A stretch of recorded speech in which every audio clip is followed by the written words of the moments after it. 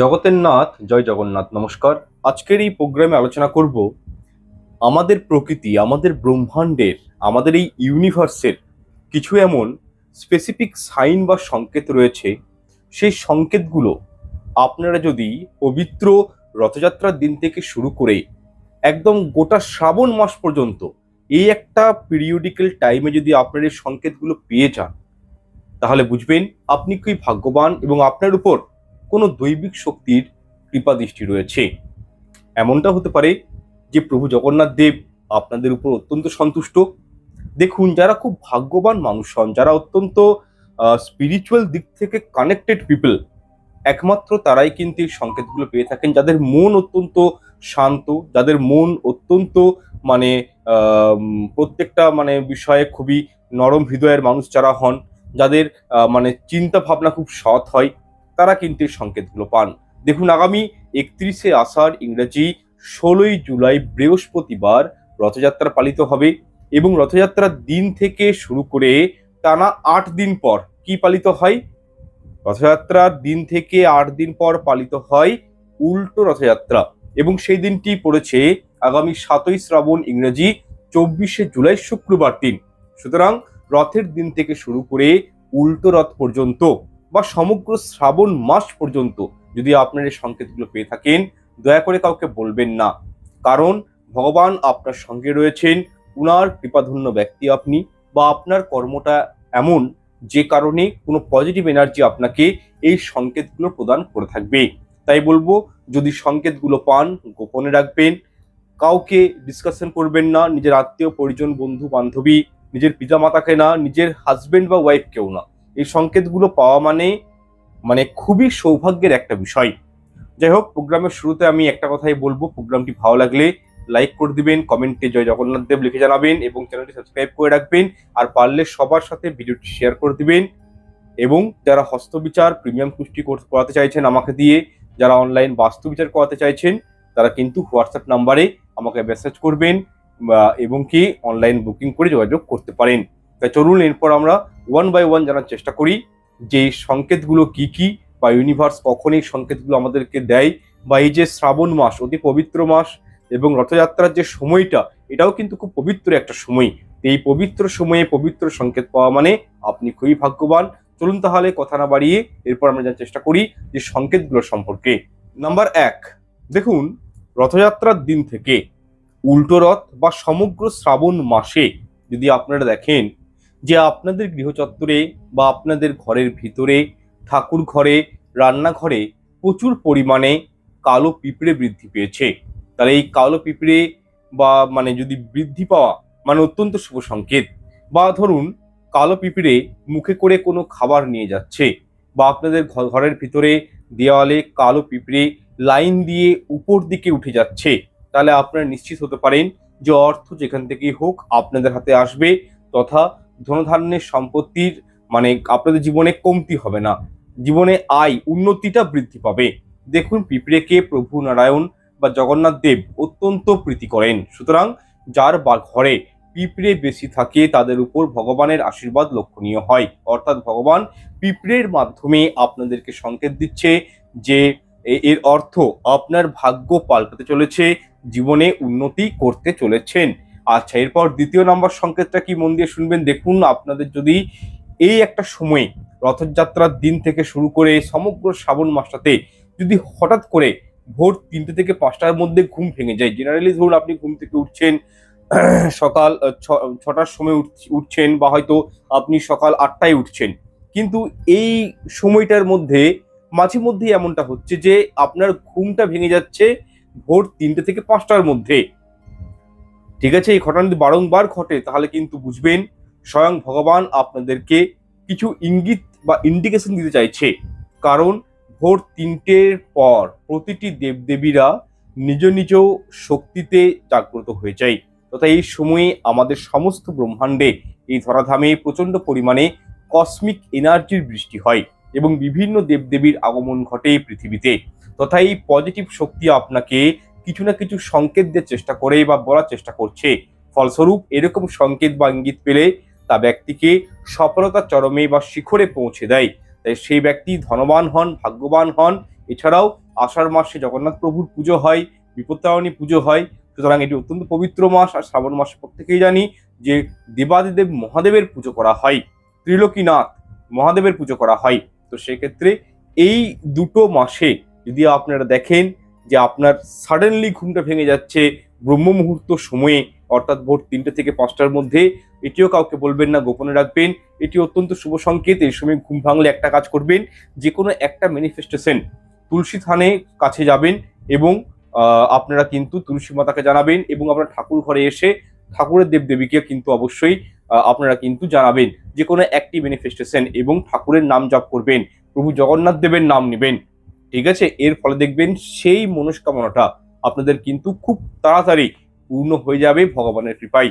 আচ্ছা, এরপর 3 নম্বর সংকেতটি হচ্ছে, দেখুন, রথযাত্রার দিন থেকে শুরু করে সমগ্র শ্রাবণ মাস পর্যন্ত যদি আপনাদের গৃহচত্বরে কোনো গোমাতা চলে আসে, বা কোনো সাধু, পূজারী, সন্ন্যাসী বা মহারাজ বা কোনো বৈষ্ণব বা বৈষ্ণবী চলে আসে, এটিও কিন্তু অত্যন্ত একটা শুভ সংকেত, ভালো সংকেত।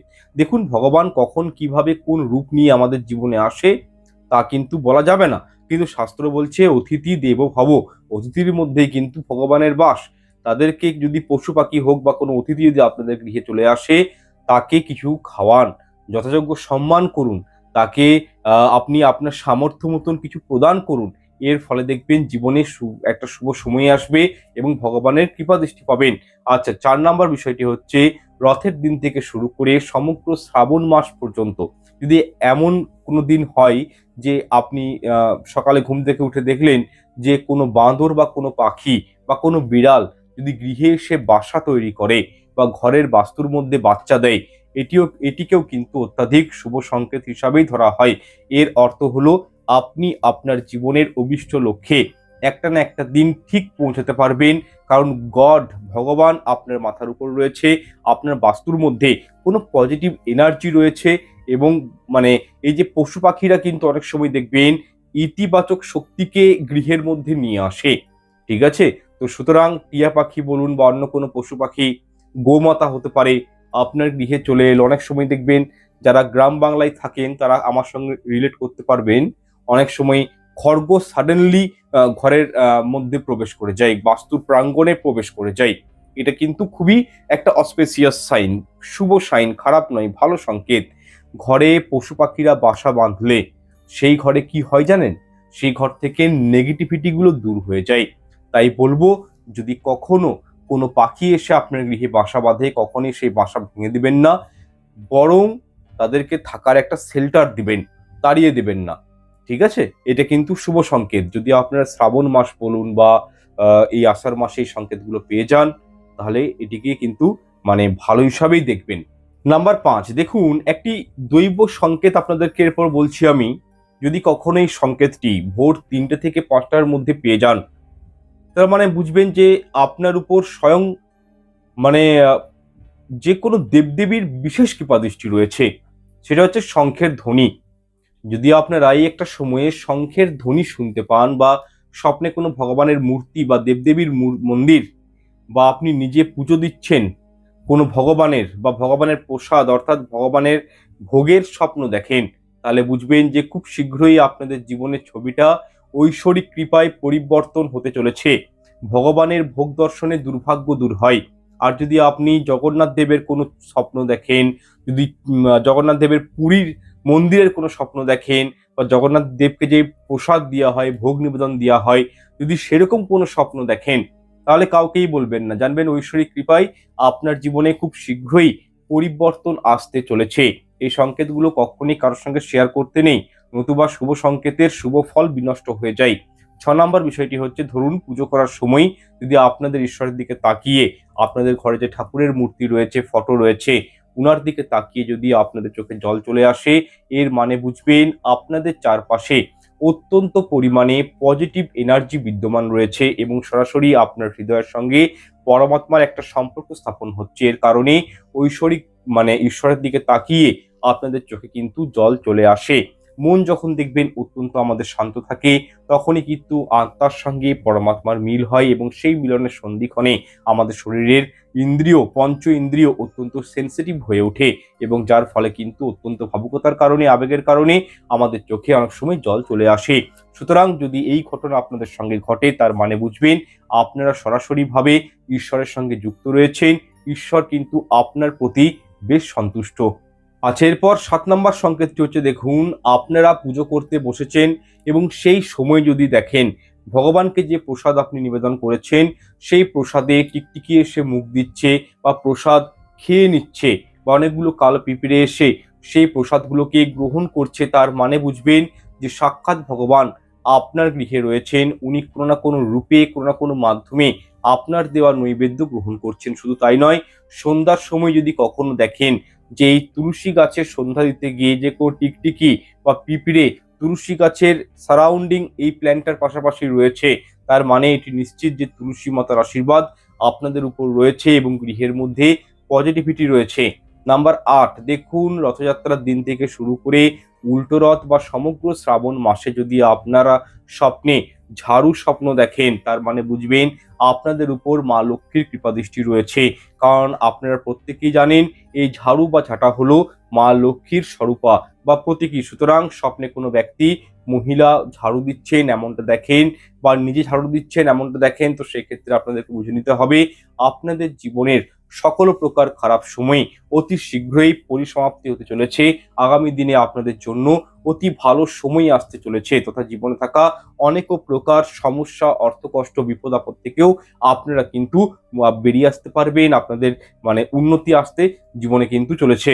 সংকেত নাম্বার 9, দেখুন রথযাত্রার দিন থেকে একদম শ্রাবণ মাস পর্যন্ত যদি আপনি দেখেন আপনাদের ঘরের ছাদের উপর বা গৃহ প্রাঙ্গণে সাদা পেঁচা হঠাৎ করে প্রবেশ করে যায়, তার মানে বুঝবেন স্বয়ং মা লক্ষ্মী আপনার গৃহে আগমন ঘটেছে।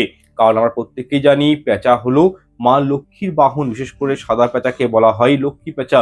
সুতরাং এইরূপ ঘটনা যদি আপনাদের সঙ্গে ঘটে থাকে, তাহলে বুঝবেন আপনাদের জীবনে আর্থিক সমস্যা আর থাকবে না, অর্থের সমাগম ঘটবে এবং টাকা পয়সা সংক্রান্ত সমস্যা থেকে আপনারা কিন্তু চিরদিনের জন্য মুক্তি পাবেন।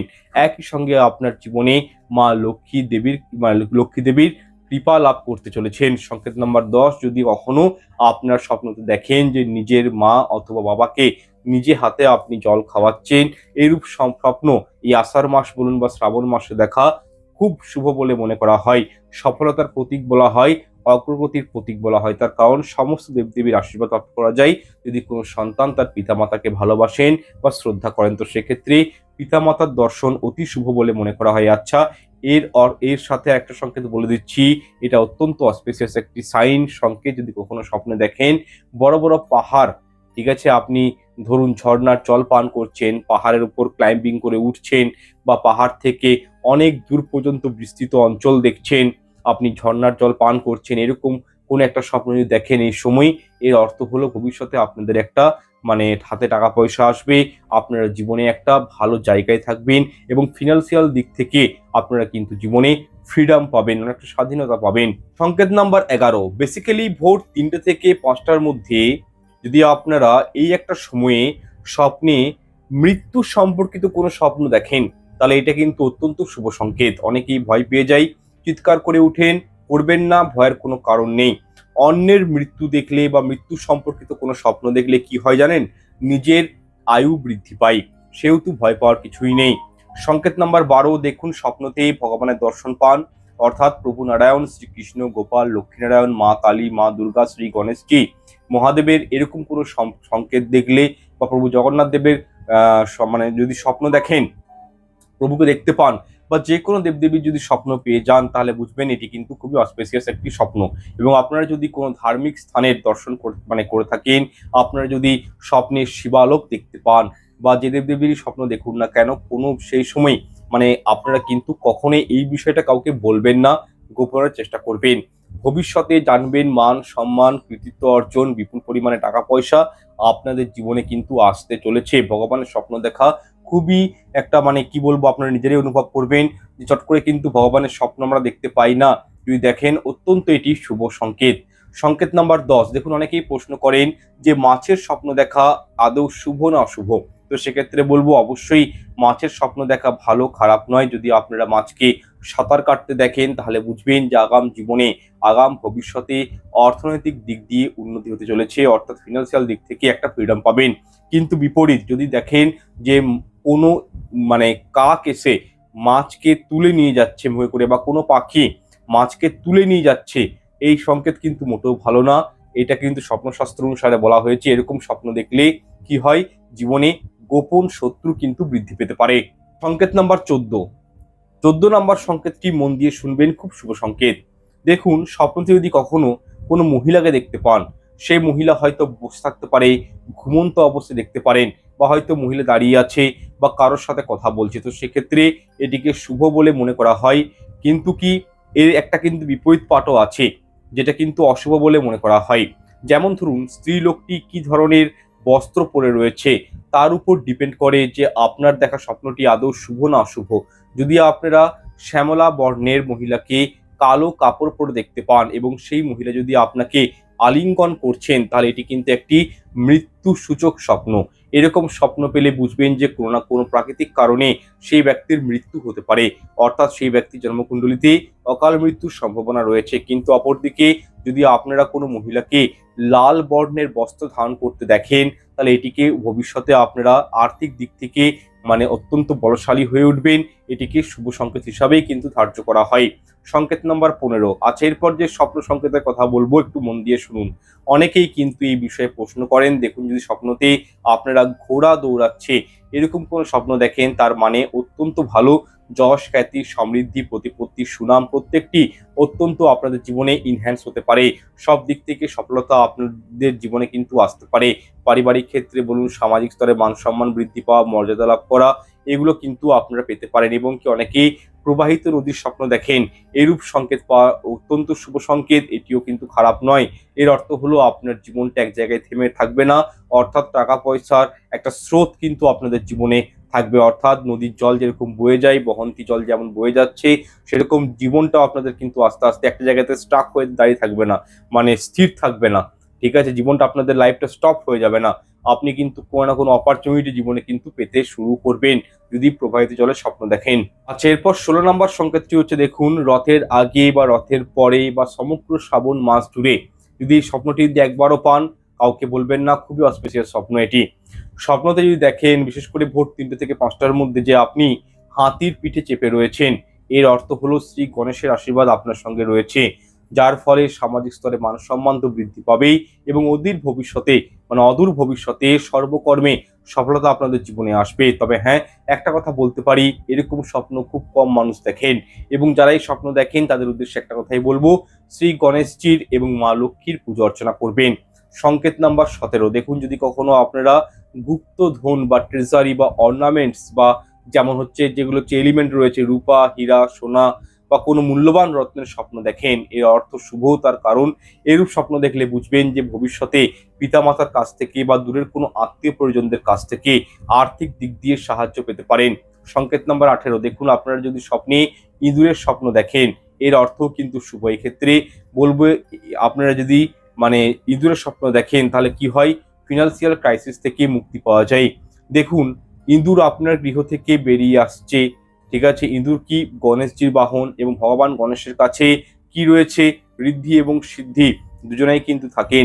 তাই ইঁদুরের স্বপ্ন দেখা মানে গৃহে ঋদ্ধি এবং সিদ্ধি দুজনেই বসবাস করছেন, যার ফলে ফিনান্সিয়াল দিক থেকে একটা আপনি জীবনে গ্রোথ পাবেন, উন্নতিকরণ করতে পারবেন। এবং শ্রী গণেশের যদি পুজো করেন, তার মানে বুঝবেন যে অর্থনৈতিক দিক দিয়ে ভাবার দরকার নেই, উনি হচ্ছেন বাধা বিঘ্ননাশক দেব। জীবন থেকে সমস্ত বাধা বিঘ্ন আপনাদের কিন্তু এমনিতেই দূরীভূত করে দিবেন প্রভু গণেশজি। তাই প্রত্যেককেই বলবো যে প্রত্যেক বুধবার নিরামিষ আহার গ্রহণ করবেন, যারা ইঁদুরের স্বপ্ন দেখেন তাদের জন্য বলছি, এবং গণেশজির পুজো করবেন, গণেশজিকে 21টি দুর্বা ঘাস দিয়ে পুজো করবেন, দেখবেন জীবনে কতটা উন্নতি আসে। সংকেত নাম্বার 19, আচ্ছা যদি কখনো রথের পূর্বে বা রথের পরে বা সমগ্র শ্রাবণ মাস জুড়ে স্বপ্নটা দেখেন যে ফলবর্তী গাছ, আপনি স্বপ্ন দেখছেন যে একটা গাছে প্রচুর ফল ধরে রয়েছে, ফল ভর্তি একটা গাছ দেখতে পান, এটি শুভ সংকেত। সেটা আম গাছ হতে পারে, জাম গাছ হতে পারে, কাঁঠাল গাছ হতে পারে, পেয়ারা গাছ হতে পারে। আপনারা যে গাছই দেখুন, যদি দেখেন যে স্বপ্নতে একটা গাছে প্রচুর ফল ধরে আছে, এরকম সংকেত পেলে আপনি বুঝবেন যে আপনার আটকে থাকা পেন্ডিং কাজগুলো তাড়াতাড়ি সম্পন্ন হতে পারে, আপনাদের ইচ্ছে, আপনাদের মনোবাসনাগুলো আস্তে আস্তে পূরণ হতে পারে। সুতরাং এই সংকেত কিন্তু কাউকে বলতে নেই। সংকেত নাম্বার 20, দেখুন স্বপ্নে যদি আপনারা সাপের স্বপ্ন দেখেন, তাহলে এটিকেও কিন্তু শুভ সংকেত হিসাবেই মনে করা হয়। কারণ শ্রাবণ মাসে কিন্তু দেবেশ্বর মহাদেবের পুজো করা হয়, এবং দেবেশ্বর মহাদেবের সঙ্গে কে থাকেন, মানে নাগরাজ থাকেন। ঠিক আছে, তো সুতরাং আপনি এই শ্রাবণ মাস জুড়ে কখনোই কিন্তু সাপকে নিধন করবেন না, মারবেন না। এবং সাপের স্বপ্ন দেখলে বুঝবেন যে অর্থ ধনসম্পত্তি ভবিষ্যতে আপনি প্রাপ্ত করতে চলেছেন। সংকেত নাম্বার 21, আপনারা যদি স্বপ্নতে গোবর দেখতে পান, বা ধরুন গোবর নিয়ে আপনারা কুটো বানাচ্ছেন, তাহলে এইরূপ স্বপ্নটি স্বপ্নশাস্ত্র হিসাবে অত্যন্ত শুভ বলে গণ্য করা হয়েছে। কারণ গোবরকে রাহুর সাথে সম্পর্কিত করা হয়, তাই গোবরের মধ্যে রয়েছে স্বয়ং মাতা লক্ষ্মীর বাস। সুতরাং স্বপ্নে যদি আপনারা এই গোবরের স্বপ্ন দেখেন, কোনো না কোনো রূপে গোবর, আপনি রাস্তায় হেঁটে যাচ্ছেন, গোবর দেখতে পেলেন স্বপ্নতে, ঠিক আছে, বা গোবরে হাত দিচ্ছেন, গোবরে পা দিলেন, যাই হোক, এই সংকেতটিও কিন্তু অত্যাধিক শুভ সংকেত। দেখুন আপনাদের জীবনে যদি ঝুট ঝামেলা অশান্তি প্রায়শই লেগেই রয়েছে, বিবাহিত জীবনে অসঙ্গতি রয়েছে, অশান্তি রয়েছে, আর্থিক জীবনে অত্যন্ত টানাপোড়েনের মধ্যে আপনারা চলছেন, আপনার জীবন নির্বাহ করছেন, মানে অত্যাধিক ফিনান্সিয়াল ক্রাইসিসের মধ্যে জীবনে হার মেনে গেছেন, একেবারেই কোনো পথ খুঁজে পাচ্ছেন না, এইরূপ সংকেতগুলো পেলে কি হয়, জীবনে একটা গ্রোথ চলে আসে, উঠে দাঁড়াবার একটা ক্ষমতা আপনাকে কিন্তু ইউনিভার্স প্রদান করেন। দেখুন স্বপ্ন যদি আপনারা দেখেন, তাহলে জেনে নেবেন রাহু আপনাদের ইঙ্গিত দিচ্ছে যে দুর্দশাগুলি আপনাদের জীবনে ছিল, এগুলি এবার পরিসমাপ্তি হতে চলেছে। যদি গোবরের স্বপ্ন দেখেন, এছাড়াও আরেকটা কথা আপনাদেরকে বলি, মানে কোনো যদি গরুর মানে যে গোবর হয়, সে স্বপ্ন দেখলেও কিন্তু শুভ মানে সংকেত হিসাবে কিন্তু মনে করা হয়। আচ্ছা, দ্বিতীয়ত দেখবেন মোষের গোবর। প্রথমত আপনাদের মানে বিষয়টা বলি আমি, আপনারা যদি স্বপ্ন দেখেন যে গরুর গোবর নিয়ে কোনো কিছু কাজ করছেন, ফুটো দিচ্ছেন, তো সেক্ষেত্রে এটিকে শুভ সংকেত বলা হয়। অন্যদিকে যদি আপনারা মানে স্বপ্নতে দেখেন যে মোষের গোবর দেখেন, তাহলে স্বপ্নশাস্ত্র হিসাবে এটিকে কিন্তু খুব একটা শুভ সংকেত বলে মনে করা হয় না। জীবনে দুঃখ, দুর্দশা, কষ্ট বহন করে নিয়ে আসতে পারে এই স্বপ্ন। যদি এরকম স্বপ্ন কখনো দেখেন, তাহলে অতি অবশ্যই ঈশ্বরের কাছে ক্ষমা প্রার্থনা চাইবেন, মনে মনে ভগবানকে ডাকবেন। এর ফলে স্বপ্নের বাজে প্রভাবটা আপনাদের জীবন থেকে কিন্তু কেটে যাবে, বা নেগেটিভিটি যেটা পড়ার ছিল সেটা কিন্তু করবে না। তাই গরুর গোবরের স্বপ্ন দেখা শুভ, কিন্তু যদি মোষের, কোনো মোষ হয়তো হেঁটে যাচ্ছে, আপনি সেখানে হয়তো মোষের গোবরটা দেখতে পেলেন, এই সংকেত কিন্তু ভালো নয়। সংকেত নাম্বার 22, স্বপ্নতে যদি আপনারা সাপকে মৃত অবস্থায় দেখেন, তাহলে বুঝে নেবেন আপনাদের জীবন থেকে সমস্ত রকমের বাধা বিপত্তি সংকট খুব শীঘ্রই সরে যাবে। অন্যদিকে স্বপ্নতে যদি আপনারা সাপকে হাতে ধরে থাকতে দেখেন, তাহলে এটিও কিন্তু অত্যাধিক শুভ সংকেত। এই সংকেতের অর্থ হলো ভবিষ্যতে আপনি আপনাদের পরিশ্রমের ফলে প্রচুর পরিমাণে অর্থ উপার্জন করতে সক্ষম হবেন এবং প্রচুর সম্পত্তির মালিক হবেন। এছাড়াও স্বপ্নতে যদি আপনারা এই শ্রাবণ মাস চলাকালীন বা আষাঢ় মাসেও সাপকে উড়তে দেখেন, কোনো সাপ একটা গাছ থেকে অন্য গাছে উঠছে, বা হয়তো সাপ কোনোভাবে ফ্লাইং করছে, এটিকেও কিন্তু অত্যাধিক শুভ সংকেত হিসাবেই মনে করা হয়। এর অর্থ হচ্ছে জীবনে আপনাদের উন্নতি আসবে, খুব সাডেনলি উন্নতি আসবে। আচ্ছা, এরপর স্বপ্নতে যদি আপনারা বারংবার কালো রঙের সাপ দেখতে পান, তাহলে বুঝে নেবেন আপনাদের জন্মছকে কালসর্প দোষ রয়েছে। এর থেকে কিন্তু মুক্তি পেতে হবে, তার প্রপার রেমেডি ফলো করবেন। শুধু তাই নয়, আপনারা স্বপ্নতে সবুজ রঙের সাপ দেখতে পান, তাহলে বুঝে নেবেন স্বপ্নতে সবুজ রঙের সাপ দেখা মানে সুখ, শান্তি, সমৃদ্ধি অর্জন করতে চলেছেন। অন্যদিকে স্বপ্নতে যদি সাদা রঙের সাপ দেখতে পান, তাহলে এটিকেও শুভ সংকেত হিসাবেই মনে করা হয়।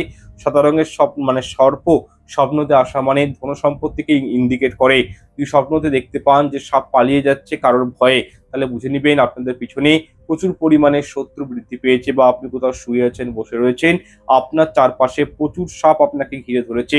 এর অর্থ হচ্ছে যে আপনাদের জীবনে গোপন শত্রু, সেটা নিজের লোক হোক পরের লোক হোক, দেখার দরকার নেই, কিন্তু গোপন শত্রু আপনাদের জীবনে প্রভাব বিস্তার করবে এবং আপনার ক্ষতি করার চেষ্টা করবে।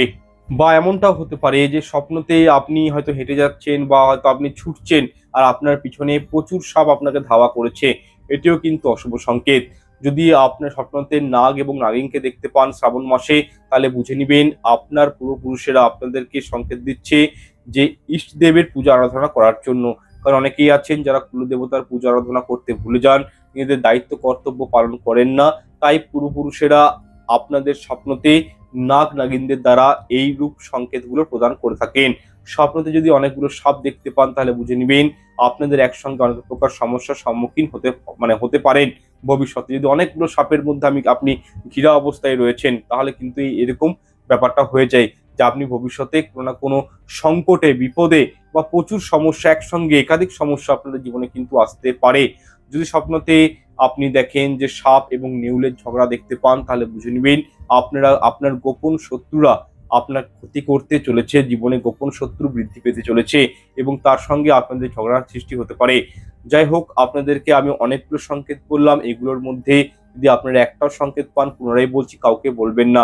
লাস্ট একটি বিশেষ টিপস দিয়ে যাবো, সেটা হচ্ছে স্বপ্নতে যদি আপনারা দেখতে পান যে শিবলিঙ্গকে জড়িয়ে কোনো সর্প রয়েছে, আপনি স্বপ্নে দেখছেন যে আপনি কোনো শিব মন্দিরে গেছেন, তো সেইখানে শিবলিঙ্গের চারপাশে একটি সাপ শিবলিঙ্গকে জড়িয়ে ধরে রয়েছে, তাহলে এর অর্থ হচ্ছে আপনার যে কোনো একটি মনস্কামনা অতি অবশ্যই কিন্তু খুব শীঘ্রই পূর্ণ হতে চলেছে।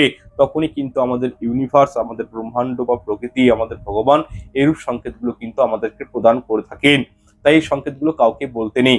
যাই হোক, প্রোগ্রামটা এখানে শেষ করলাম। যারা এতক্ষণ দেখেছেন তাদের জন্য রইল অসংখ্য ধন্যবাদ। ঈশ্বর আপনাদের মঙ্গল করুক। নমস্কার, ধন্যবাদ।